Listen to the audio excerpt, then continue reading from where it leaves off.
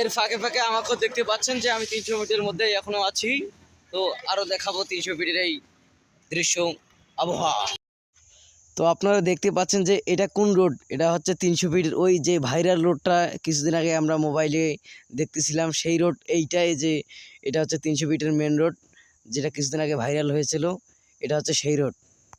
তো আমরা আছি এখন এই 300 ফিটের উপর থেকে ভিডিওটা করতেছি। 300 ফিটের এই জায়গাটা অনেকে দেখে নাই এখনও, ঢাকা বসুন্ধরা এই 300 ফিট জায়গা। এখানে যে গোলচক্করটা আছে, এখানে কিভাবে গাড়ি চলাচল করে এবং গাড়ি ভিতরে দিয়ে উপর দিয়ে চলে যায়, এটা অনেকে এখনও দেখে নাই।